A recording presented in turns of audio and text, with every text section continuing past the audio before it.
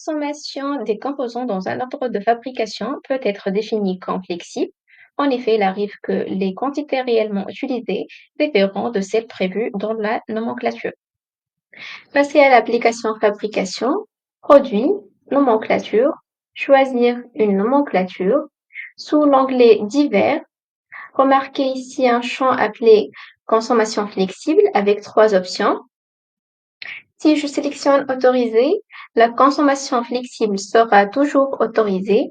Si je sélectionne autorisé avec avertissement, la consommation flexible sera toujours autorisée, mais l'utilisateur recevra une notification d'avertissement qui l'obligera à confirmer qu'il utilise une quantité différente. Enfin, si je sélectionne bloquer, seuls les gestionnaires pourront fermer les ordres de fabrication avec des composants de quantités différentes. Je vais garder l'option autorisée et j'ai déjà créé une ordre de fabrication d'une table. Donc ici, la quantité à consommer de chaque composant. Par exemple, dans notre cas, on a perdu quelques screws, ce sont des vis ou bien des boulons mal formés, par exemple. J'ai besoin de 5 boulons et j'ai perdu 2 vis, donc je vais ajouter la quantité 2 unités à la quantité nécessaire. Enregistrer.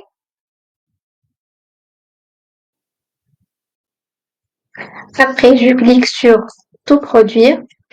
Ici, un message d'alerte opération invalide. Il faut faire la contrôle qualité pour cet ordre de fabrication. Donc, sous l'application qualité, on va réussir tous les contrôles qualité de la fabrication de notre table. Réussi.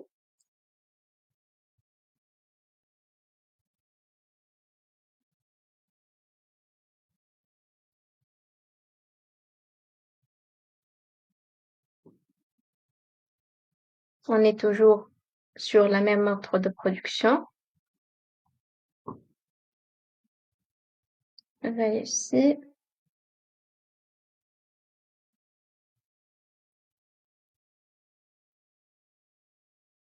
Et voilà, c'est une autre ordre. Donc, je reviens vers notre ordre de fabrication.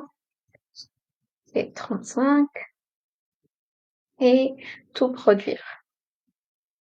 Vous devez fournir un numéro de lot de série pour le produit table. Donc, je vais fournir un ordre de série et tout produire. Et voilà. L'ordre de fabrication est terminé et on remarque que tous les messages d'avertissement ne sont pas liés à la quantité car on a utilisé l'option autorisée pour la consommation flexible.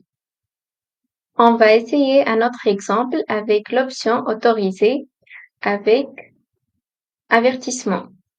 Donc, je reviens vers la nomenclature et choisir autoriser avec avertissement. Enregistrer. Après avoir effectué ce paramétrage, j'ai créé et confirmé un ordre de fabrication pour une autre table. Voilà. J'ai validé tous les contrôles qualité et généré un numéro de série pour le produit fini. Au début, j'ai modifié la quantité de boulons utilisés et maintenant, je vais essayer de terminer l'ordre de fabrication.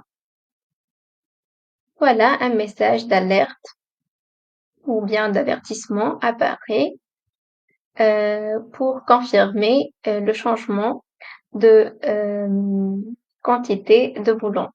Je vais confirmer et voilà, l'ordre de fabrication est terminé.